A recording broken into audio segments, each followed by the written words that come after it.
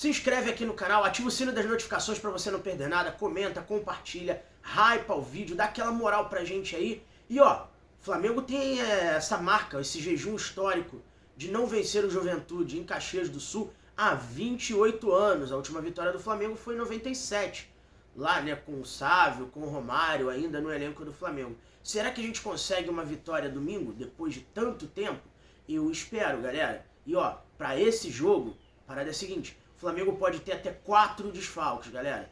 Os desfalques são, certo, o Léo Ortiz, que tomou um terceiro cartão amarelo contra o Grêmio, dado de maneira errônea pelo árbitro Paulo César Zanovelli, mas já são favas contadas, não há como voltar atrás nisso, vida que segue, mas a gente tem que frisar essa informação.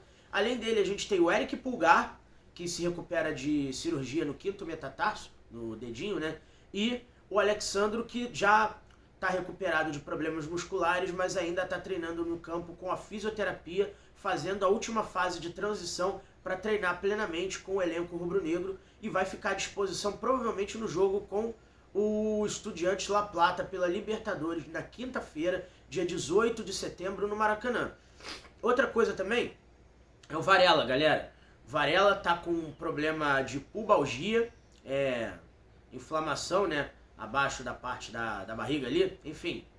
Então esse problema pode tirá-lo de campo no jogo de domingo e deve ser o Emerson Royal, o seu substituto, lateral direito que chegou, contratado junto ao Milan no meio dessa temporada. E o Flamengo não sabemos ainda se terá esse jogador como desfalque, mas pode ter um quinto também, que é o Jorginho, nosso volante ítalo-brasileiro, que ainda sente resquício de problemas musculares, de dores no músculo posterior da coxa. Então o Flamengo pode ter 5 desfalques para esse jogo. Tomara que o Jorginho esteja à disposição visando essa partida com o Juventude, porém, se não, nenhum problema, o Flamengo tem um elenco bom, né? Então pode normalmente trabalhar o Jorginho visando a partida com o Estudiantes La Plata também na quinta-feira da semana que vem, ainda como repeti aqui para vocês, da Libertadores da América, jogo de ida, fase quartas de final no Maracanã, galera.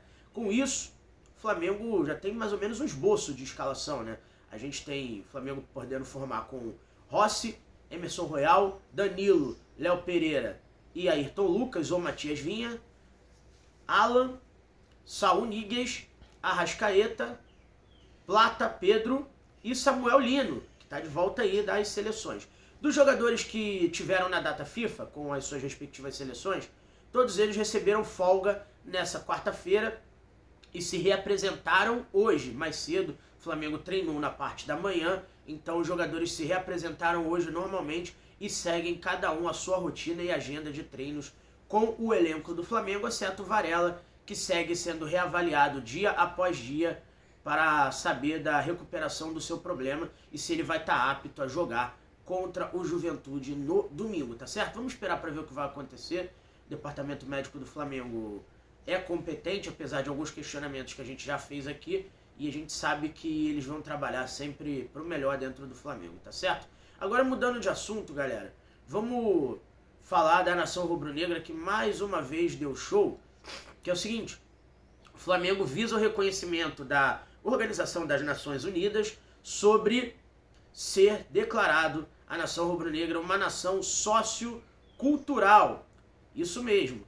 E a petição que visava ter 100 mil assinaturas apenas no final de semana, mais que multiplicou por 4 essa meta, tá sabendo, pai? Não.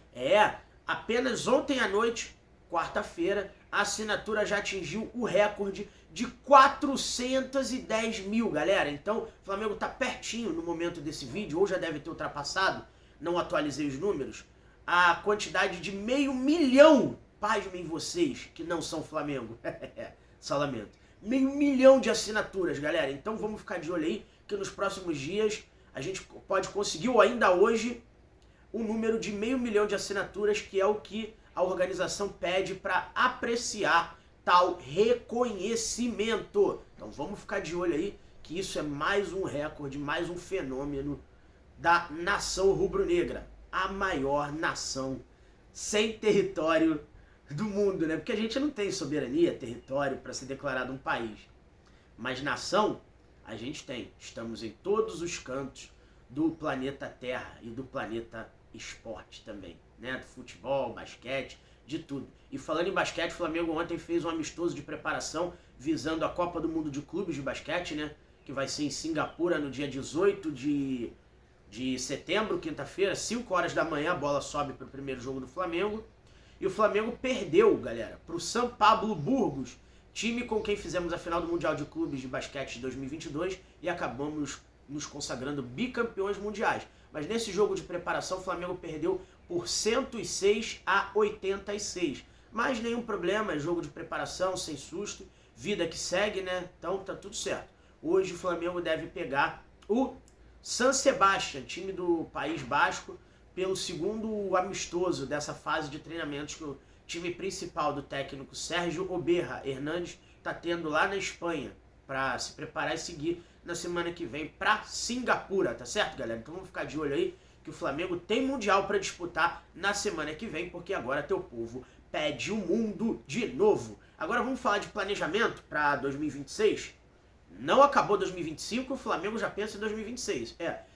Os primeiros passos para 2026, o Flamengo quer a renovação do Felipe Luiz, que o treinador não aceitou a proposta de renovação nos moldes que foram feitos.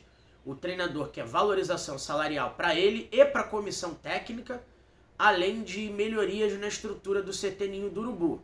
Nisso, nenhum problema. As reivindicações de Felipe Luiz serão atendidas tão logo seja possível nas etapas futuras de negociação.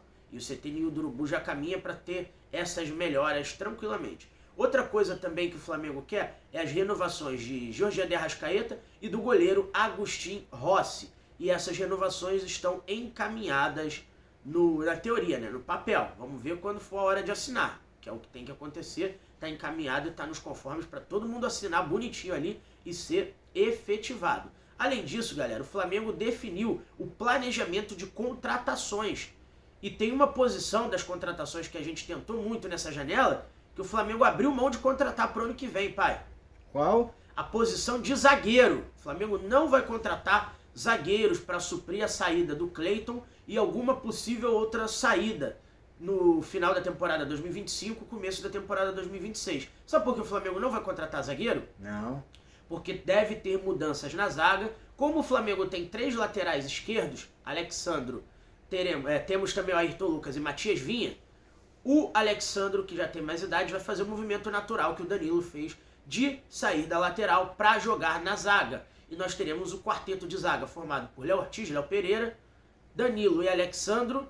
E na temporada, com a quantidade de jogos que teremos em 2026, 2 zagueiros campeões mundiais vão subir para serem integrados em definitivo ao elenco principal. Trata-se da dupla campeã do mundo, João Vitor, né? E o menino Iago. Eu ia falar Danilo aqui, mas tudo bem, Danilo não é tão menino assim. Mas João Vitor e Iago vão ser tratados como jogadores do elenco profissional do Flamengo, em definitivo, a partir de 2026. Esses jogadores vão começar jogando os jogos do Campeonato Carioca na fase de teste do elenco, né, de rodagem de elenco, e vão ganhar minutagem dependendo de como for a fase de grupos da Libertadores do ano que vem, quando o Flamengo vai ter os seus 3 adversários conhecidos, né, se for uma equipe de menor investimento, tipo a gente teve o Tátira nesse ano. O Flamengo vai poder dar oportunidade a esses jogadores. O Joshua deve receber mais oportunidades no elenco principal também, o jogador que atuou na Libertadores contra o Tátira, jogou Copa do Brasil e por aí vai. E esses jogadores vão aparecer com mais destaque, mais rodagem dentro do elenco rubro-negro. Além disso, a prioridade do Flamengo para essa janela de contratações de 2026, que já começa a ser feito o planejamento, o Flamengo quer um goleiro para a reserva do Rossi, já que o Matheus Cunha está saindo e o Léo Nanete é muito jovem, e o Diogo Alves ainda não tem a experiência necessária, né? Mas a experiência só se garante jogando. E o Flamengo também quer o tão sonhado reserva para o Arrascaeta, que não consegue desde 2019, e o centroavante para revezar com o Pedro. E o Flamengo pode ir atrás ainda do Valentim Tati Castejanos da Lazio. E outras coisas que o Flamengo também quer é se livrar de salários altos. E aí o Flamengo quer a saída imediata de 3 jogadores, que não vai conseguir para 2025, mas se vier a proposta, o Flamengo deve liberar sem susto, sem problema, que é a saída do Everton Cebolinha, do Michael e do Juninho, tá certo? Então esses 3 jogadores estão na alça de mira para sair. Ou ainda nessa janela, que tem lugares que ainda não fechou para contratações, ou de imediato para o começo de 2026. São as 3 prioridades de esvaziamento de folha salarial do Flamengo, tá certo? Desses 3 aí, galera, qual jogador você gostaria de ver saindo do Flamengo de imediato? E dos 2 zagueiros da base, Iago ou João Vitor? Qual deles você acha que deveria jogar com mais frequência? Quero saber a sua opinião. Deixa nos comentários pra mim, tá? Não sai desse vídeo sem deixar o seu like, se inscreve no canal se ainda não for inscrito, ativa o sininho das notificações pra você não perder nada. Comenta, compartilha, hypa o vídeo. Saudações rubro-negras que agora tem aula.